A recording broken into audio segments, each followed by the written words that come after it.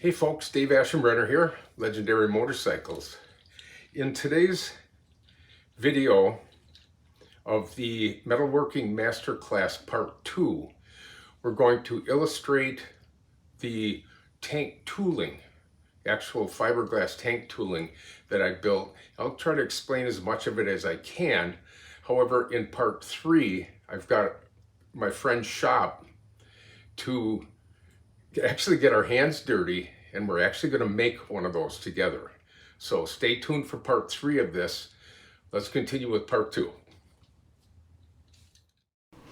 Well, I thought I'd start this journey out by reflecting on my journey of how to reproduce these tanks.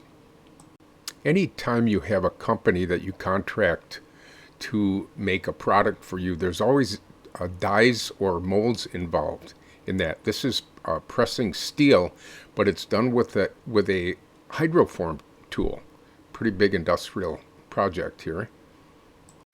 Whenever you do something on an industrial scale like this, there's always a quantity that you have to meet to be profitable. So I believe we did 50 of this certain shaped tank. So that puts the pressure on me to sell this style tank.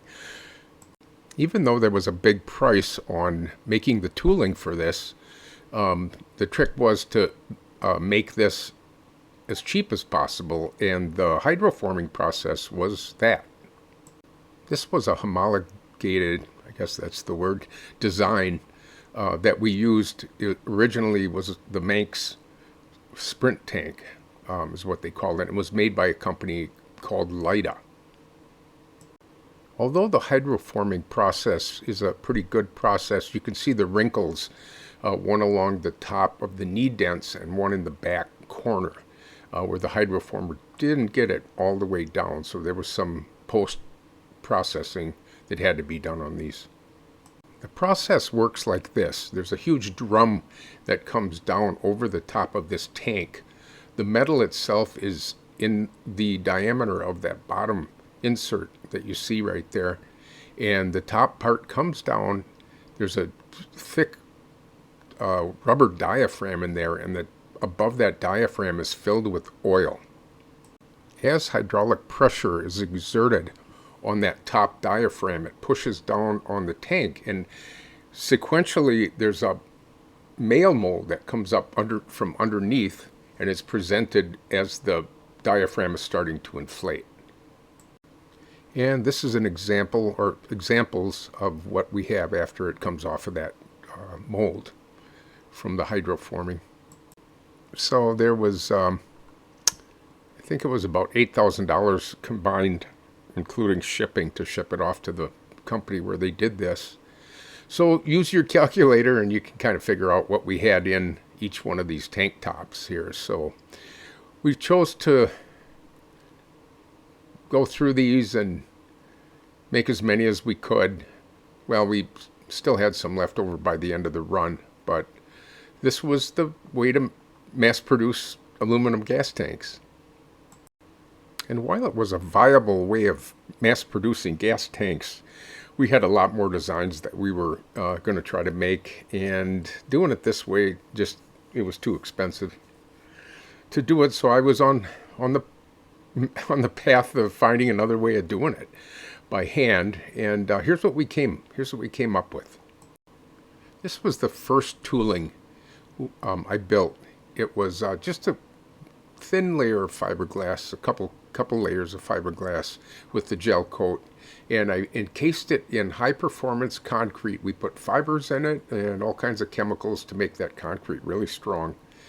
And we tried it out, and we were able to manage to get a couple forms out of that, a couple tanks out of that. The concrete started to pulverize after a while from the force we were exerting on it with the pneumatic tools. The next direction to attempt was to 3D print both of these halves. We basically just drew one up in 3D CAD and then mirrored the other opposite side.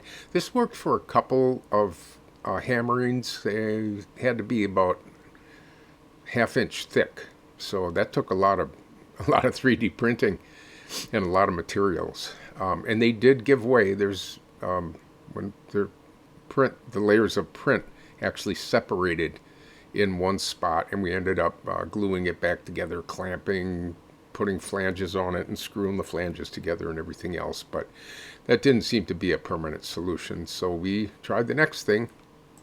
So we ended up thickening up the fiberglass and put a flange on it. You can see along the bottom edge of that tank the thickness of it, probably a little over 3/8 of an inch on it this time, and more on some of the spots we had to really hammer on. But this was over a couple year period. We were experimenting with all kinds of different methods to make these tanks, so it was a learning experience, and it was, nobody else out there was doing it like this.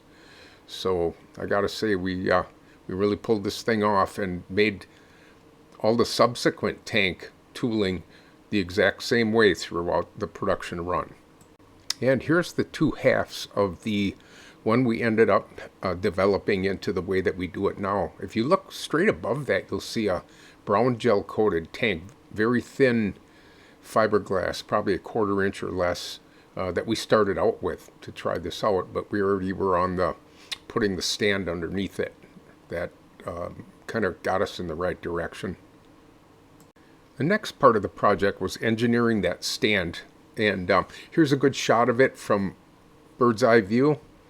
On here we used OSB board for the bottom of it. It didn't really have to support anything, and 2x4s for the table legs, let's call them, and then the table leg or the flange that went around the tank had to be shored up with something, maybe 5/8 of an inch plywood on that, something really hardy. Here's kind of a 3/4 view looking at the tank from the side. You'll see a good shot of it on the top right tank piece, and the bottom one where we used the stand-up, the 2x4 stand-ups. I don't know if these were actually 2x4s. We may have split the 2x4 wood to get the clamps on the flanges. We ended up making the flanges a little deeper on the next models.